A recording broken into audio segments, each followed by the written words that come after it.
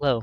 The next property of liquids that we are going to examine is vapor pressure. And with vapor pressure comes this equation called the Clausius-Clapeyron that we'll be introduced to, and maybe in future videos we'll do practice problems using that equation. But right now I just want to introduce vapor pressure and a little bit of the Clausius-Clapeyron. This plot is a vapor pressure plot. And by the end of this video, you should be able to interpret this vapor pressure plot. Okay. You have here three liquids. But first things first, vapor pressure. We'll call this C. A was surface tension. B was, what was B? Viscosity. So C is vapor pressure.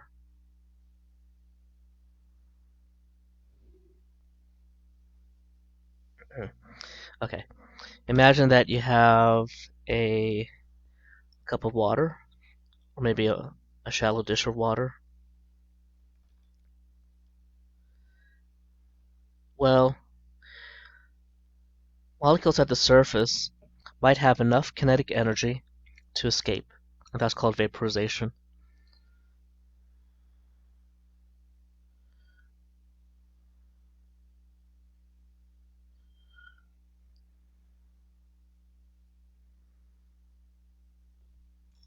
We should call it kinetic energy, speed to escape. You know that kinetic energy is proportional to temperature. So the higher the temperature, the more kinetic energy, the more water molecules can escape from the surface. This is called vaporization. And there'll be a heat associated with vaporization called delta H vap, or delta H vape. Now, this happens even if you're not at boiling point, because you know that there's humidity in the room, even though we're not at 100 degrees Celsius. So this occurs, I think that's obvious, but let me just write it down, occurs even well below the boiling point of water, 100 degrees Celsius. Okay. So we see a phase transition. We go from water, H2O liquid, to H2O gas. That is called, again, vaporization. And there is a enthalpy associated with that. That is called the delta H subscript VAP. And would this be endothermic or exothermic? You have to input energy to get gas, so it's endothermic, and you know that that means it has a positive delta H. The reverse is called condensation. So if we go from gas to liquid, we have the reverse condensation, and this releases heat. But the enthalpy associated with this is using, whose law are we using? Hess's law. We reverse the equation, we take the opposite sign. So we don't have a delta H of condensation per se. It's the same thing as a heat of vaporization, but the opposite sign. And again, this would be negative now. It releases heat. Okay. Next. Oh, I think we're ready actually to talk a little bit about this vapor pressure plot. So, first things first, understanding that the temperature is the independent variable. In the lab, you can change temperature fairly easily. And you're seeing how the pressure, and specifically this is the vapor pressure, changes. you're going to measure the vapor pressure. And the way I would do this is, let's say we are at atmospheric pressure. So this is, we'll call this at normal or standard atmosphere pressure. That is 1 atmosphere, the value 1, or here we have 760. 760 millimeters of mercury. Well, if you stand right here on this line and you trace, you just walk across, you're going to hit this red line first.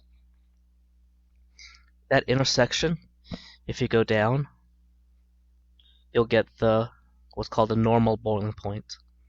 Oh, they even have it here. Normal boiling point. So it's a boiling point at 760 millimeters of mercury, or 1 atmosphere. The boiling point of diethyl ether is 34.6. Diethyl ether, let me draw that real quick, because if we know our intermolecular forces well, we can guess what are the attractive forces in a sample of diethyl ether. You'll know, well, you'll recall London dispersion forces, and also in this case, dipole-dipole interactions. Okay, we keep walking, and we hit this, ethyl alcohol. Ethyl alcohol has a formula or structure that looks like this. And hydrogen attached to an oxygen can participate in hydrogen bonding. All right, you'll go over the definitions on your own. And then finally have water. Oh, we never said what the boiling point of ethyl alcohol is. The normal boiling point is 78.4, so we're getting higher. And then finally we have water at 100 degrees Celsius. Okay, so that's how you're going to read this chart. The other way you can do this is, instead of tracing the horizontal line, you can trace a vertical line. So this is a little bit less common, but let's see if we trace this vertical line right here from 60 degrees. So now we're going to climb. Okay, we're going to climb up, and we hit actually pretty quickly this. That tells me that water at 60 degrees has a vapor pressure of around, I don't know, 110. Okay, let me write that down. So by reading the plot, at 110 degrees Celsius, H2O has a, I never gave you the symbol, vapor, no, that's not the symbol, pressure, right? Let's call it P, subscript VAP, equal to around 110, what is it? Millimeters of mercury. High boiling point solvent, low vapor pressure. Because if we keep traveling up, we're going to hit here. I'll make this dots a little bit bigger. So now we have, whoops, where are we? Around 400. So here at, again, did you catch my mistake? Oh man, at 60 degrees Celsius.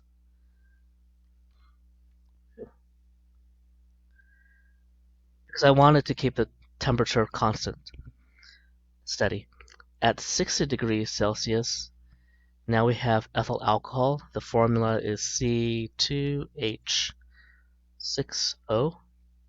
Has a P VAP equal to, let's call it 390 millimeters of mercury. Look at those two numbers, and look at these two boiling points, and we could come up with a trend. If you hold the temperature steady, then the higher boiling point liquid has a lower vapor pressure. You want to write that down? Let's write it down here. At identical temperatures,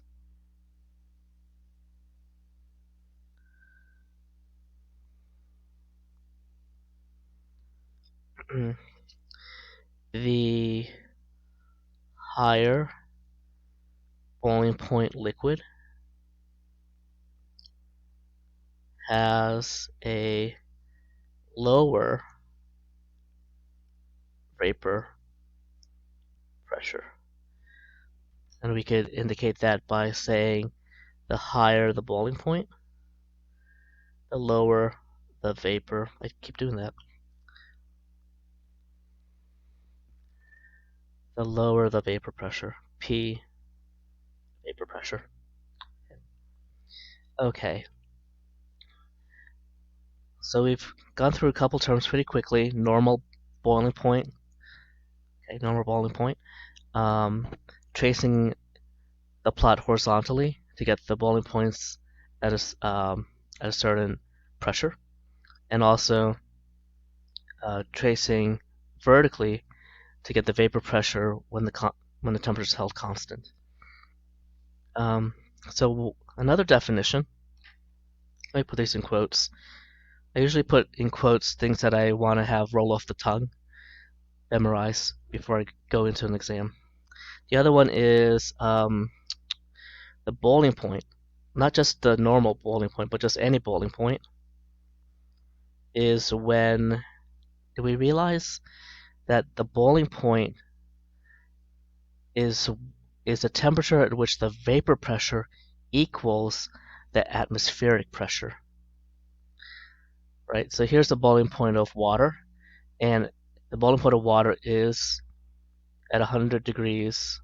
The vapor pressure of water at 100 degrees is 760, which is equal to the atmospheric pressure. So now we have a definition of a boiling point.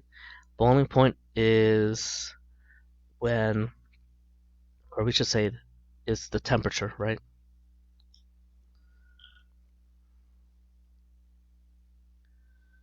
It's the temperature at which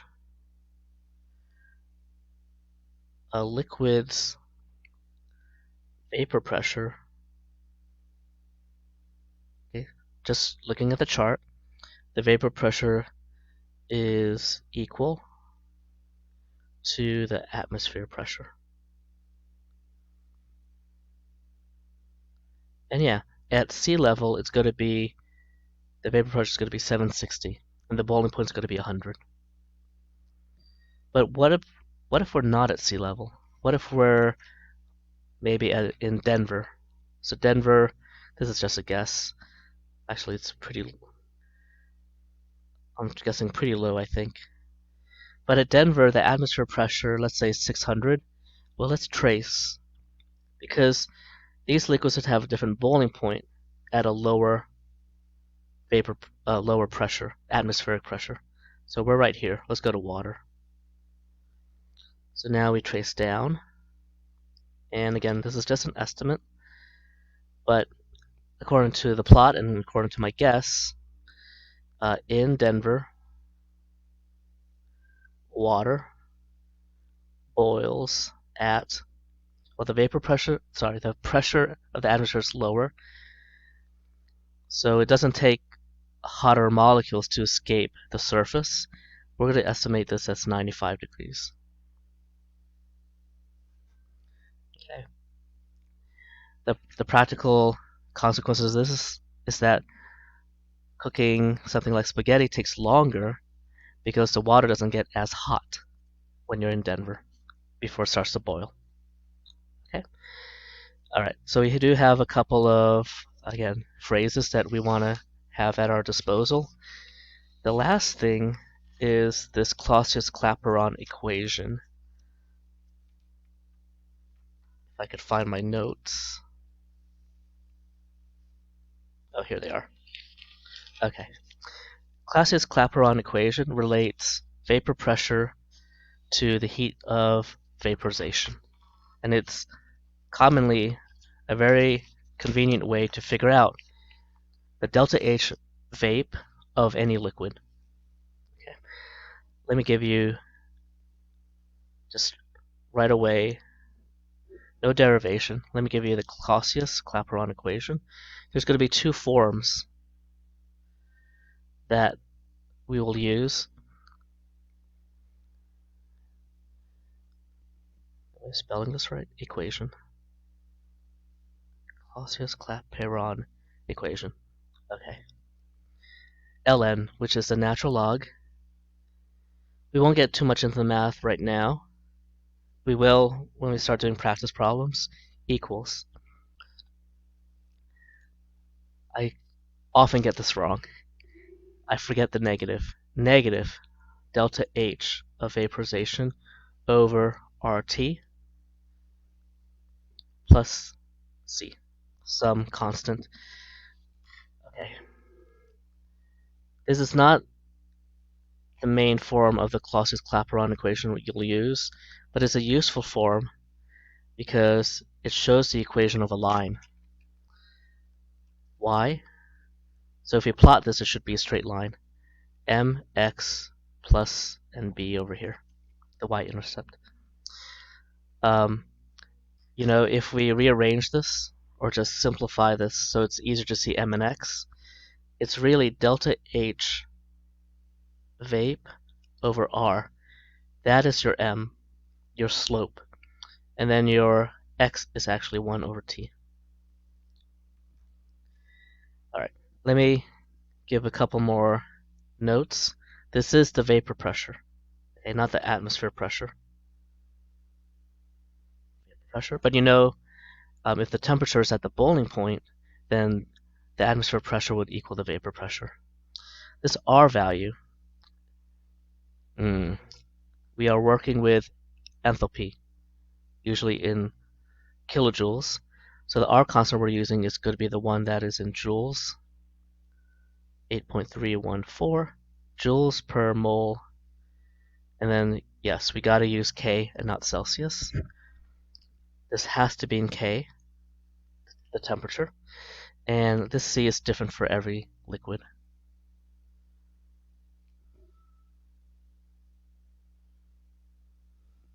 So far, so good.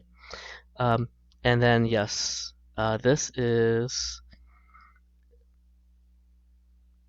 you could say enthalpy, but it's more common to say heat of vaporization. Remember that delta H equals Q over moles when the pressure is constant. The pressure, how should I say this? The pressure at which you're taking your measurements stays constant. Okay, here's the plot. Because this plots a straight line when you have the proper y and x, our y is ln of the vapor pressure, and our x is 1 over T. The units is 1 over Kelvin. Right now, I'm going to say there are no units to ln of P. Oh, but the P, you got to use, does it matter? That's a good question, actually. I think P is going to be in atmospheres. But if I need to change that, we will definitely, or I will definitely know it when we do problems. But anyway, the slope is negative, and it has a y-intercept. Okay. If you forget the negative, which like I said, I sometimes do, this will not work. M is equal to the delta H of vaporization, the negative, over R. All right. So M is negative here, so you just get rid of the negative sign, and you get the slope. And that would be the delta H vape over R. So you could get this, is my main point. You could solve for x. Oh, let's not use x. Let's just use a question mark. Okay. I said there were two forms of the Clausius-Clapeyron that you want to be familiar with. Here's the second form. It's called, since we have a line, you could have what's called a two-point form of the equation. And just be careful that you have the P1 and P2 and the T1 and T2 in the correct places. So we're comparing two situations. right, along the line. Two different pressures, or better yet, two different temperatures that give us two different vapor pressures. So here, delta H VAP over R, 1 over, so this is tricky, T2 minus 1 over T1, so make sure you get that order correct. And now I'm a little bit worried. Let me double check my two-point form. Yes, I would have gotten that wrong. This has to be negative. Okay. Square this off. Okay. Check. And my bad again. I think it was correct without the negative, but with the negative, now we can do P2 over P1. I apologize, but I'm not going to leave this video until I'm 100% sure. ln of P2 over P1 equals negative delta H vape over R times 1 over T2 minus 1 over T1. This is good. What can you do? So let's say you're given T1 and the vapor pressure at T1.